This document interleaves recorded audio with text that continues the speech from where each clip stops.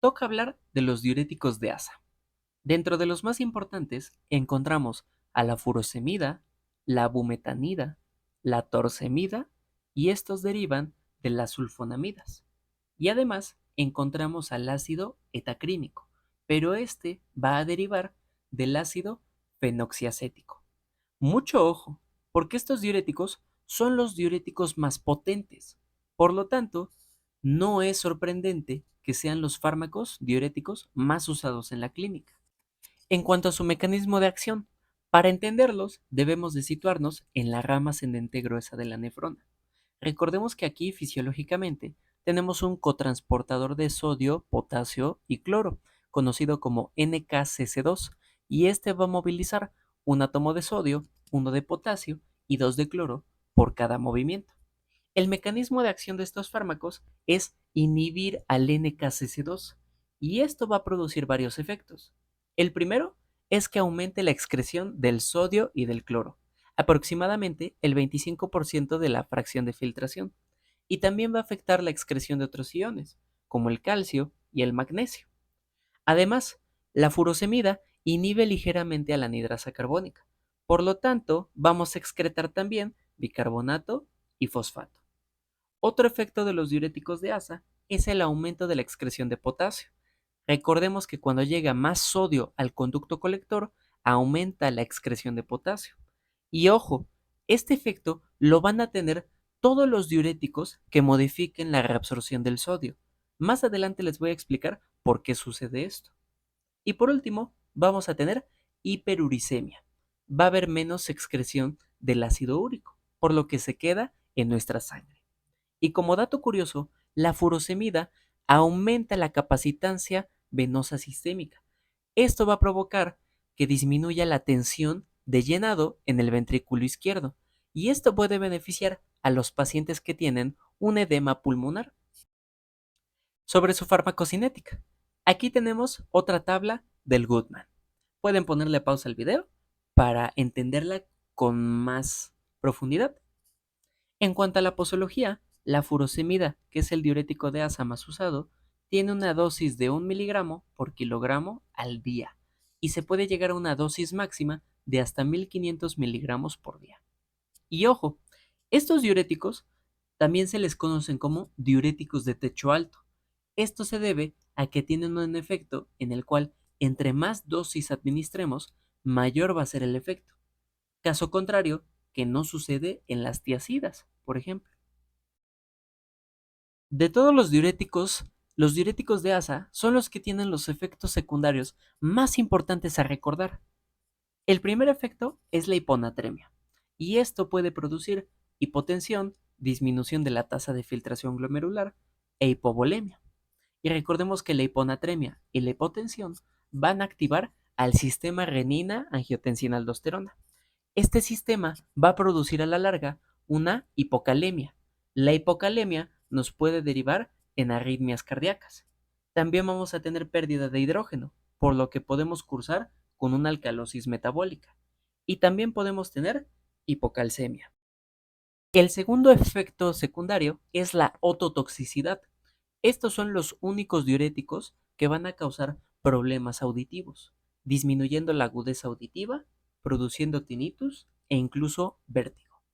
También los diuréticos de asa se ha registrado que presentan los pacientes hiperglucemia e intolerancia a la glucosa, así como dislipidemias, donde hay aumento de los triglicéridos y el colesterol LDL, perdón, y una disminución del colesterol HDL.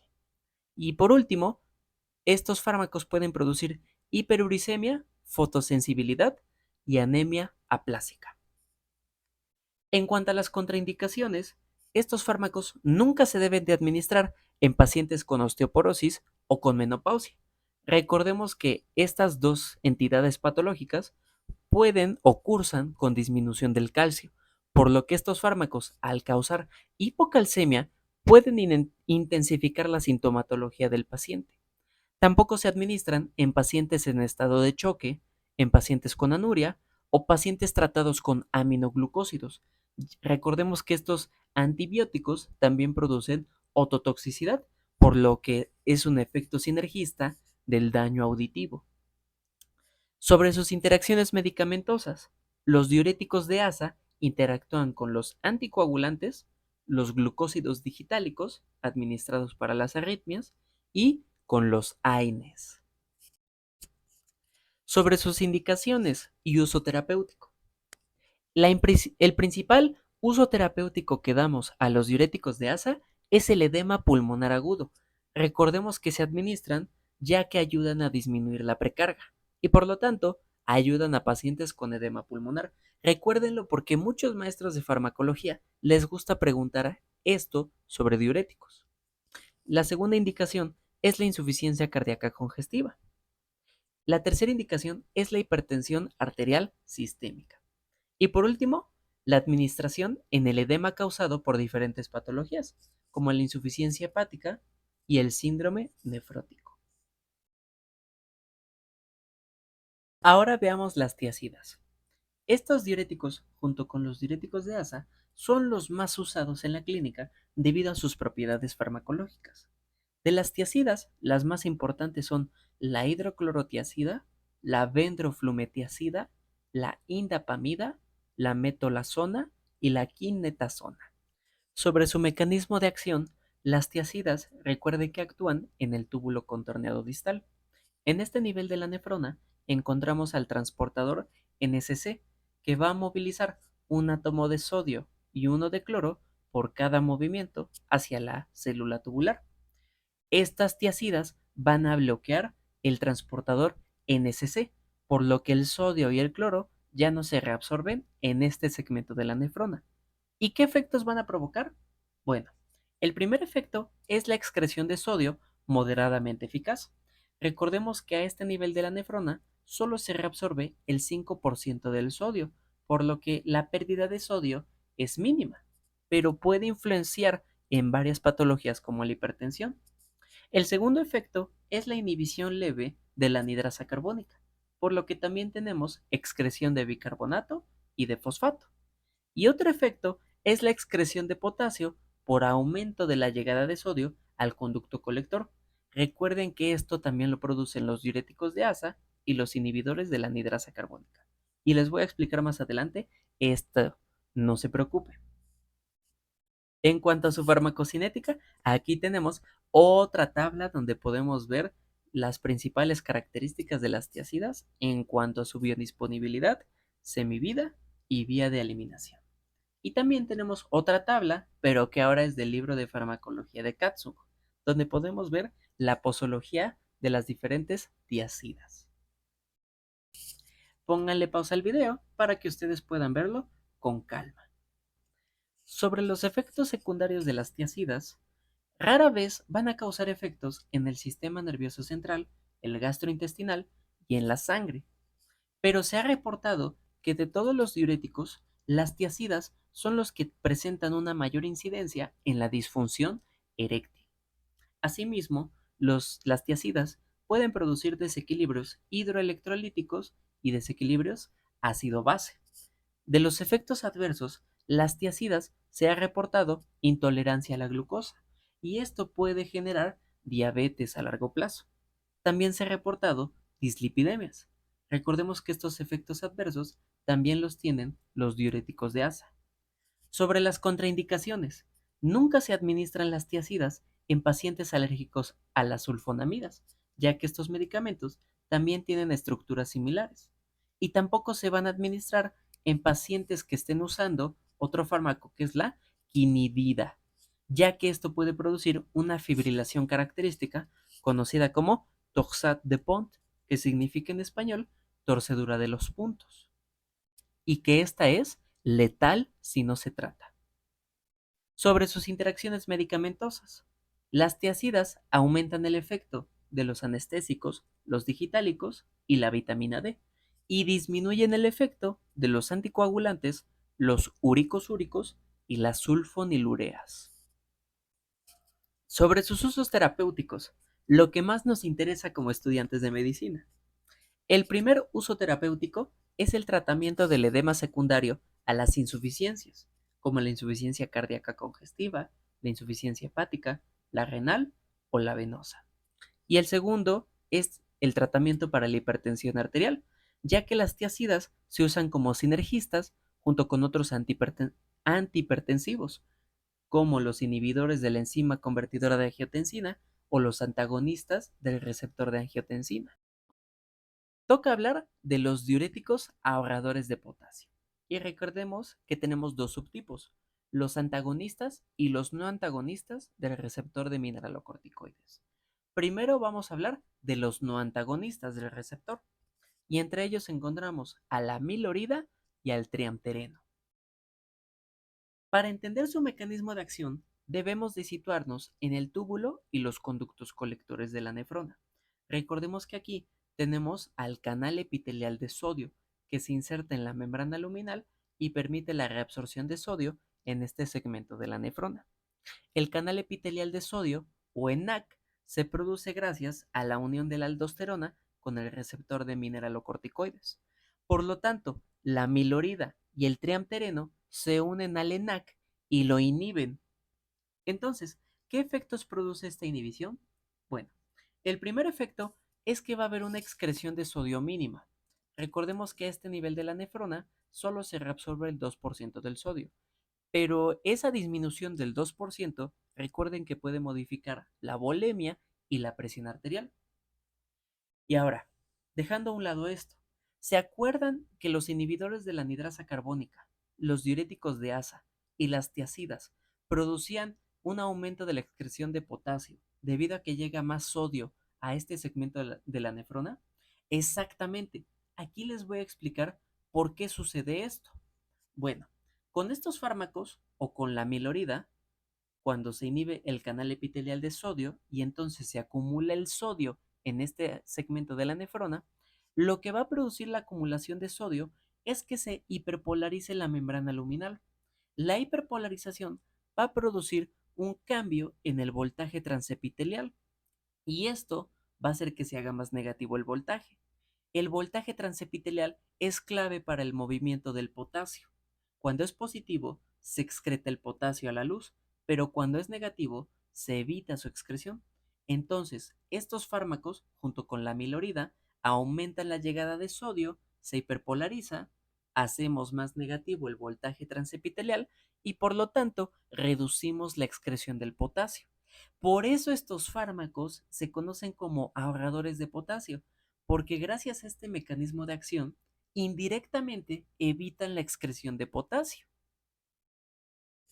Espero que con esta explicación haya quedado claro por qué todos los diuréticos que modifican el transporte del sodio producen aumento de la excreción de potasio y por lo tanto hipocalcemia. Pero bueno, ahora veamos la farmacocinética y la posología. Otra vez tenemos nuestra famosísima tablita. De la amilorida, su dosis es de 5 miligramos al día y podemos llegar a una dosis máxima de 20 miligramos por día. En cuanto a los efectos adversos de estos diuréticos ahorradores de potasio, lo primero es que va a haber hiperpotasemia. Y esto es obvio. Si disminuimos la excreción de potasio, entonces se acumula y por lo tanto tenemos la hipocalemia. El segundo efecto adverso es la megaloblastosis. Se ha demostrado que estos fármacos son antagonistas del ácido fólico y si tenemos bajas concentraciones de ácido fólico, nuestra hemoglobina y nuestros eritrocitos adquieren una forma muy grande, conocidos como megaloblastos. Y el tercer efecto es la nefritis y los cálculos renales. Y se ha reportado que el triamtereno produce más estos efectos adversos que la amilorida. Por lo tanto, las contraindicaciones son estas. Nunca se usan estos fármacos en pacientes con hiperpotasemia o con riesgo de padecerla. Tampoco se administran en pacientes con insuficiencia renal, ni tampoco en pacientes que toman inhibidores de la enzima convertidora de angiotensina. Y sobre su uso terapéutico, lo más importante. El principal uso de estos diuréticos es el síndrome de Liddle. El síndrome de Liddle se caracteriza porque hay una mutación en las subunidades del canal epitelial de sodio. Recordemos que este canal es el que se inhibe a través de la amilorida. En esta mutación no se va a endocitar el transportador, por lo tanto hay un aumento en la reabsorción de sodio y produce hipertensión. Los pacientes que se tratan con amilorida reducen la hipertensión ya que atacan al transportador que está mutado. El segundo uso terapéutico es la combinación de estos fármacos para tratar la hipertensión arterial. Y el último uso es para contrarrestar la hipopotasemia causada por otros diuréticos.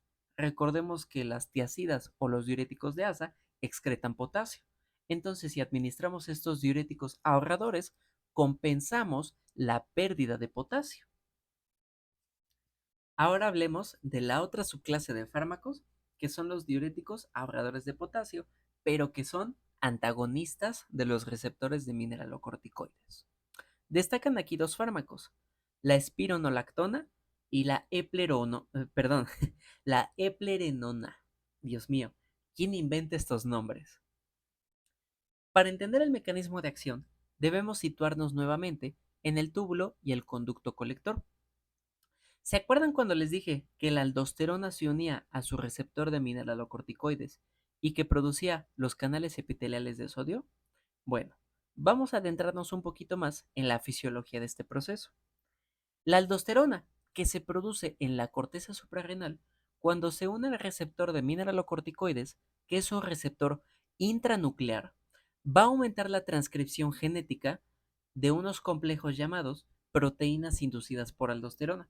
Es decir, que van a ser todas las proteínas producidas por la unión de este receptor ligando y van a ser los canales epiteliales de sodio, la bomba sodio-potasio vasolateral, la producción mayor de ATP mitocondrial y la menor degradación de los CNAX por menor ubiquitinización. Todos estos productos son gracias a la unión de la aldosterona con el receptor. Entonces, la espironolactona va a antagonizar a la aldosterona y va a evitar que se produzcan los efectos de la unión del ligando con el receptor. Entonces, ¿cuáles son estos efectos? Fácil. Si deducimos que la aldosterona produce estas moléculas, al inhibir este proceso, pues ya no vamos a tener producción de canales epiteliales de sodio, con la consecuente menor reabsorción de sodio, una mayor degradación de estos canales y una menor excreción de potasio. Recordemos que estos fármacos también son ahorradores de potasio.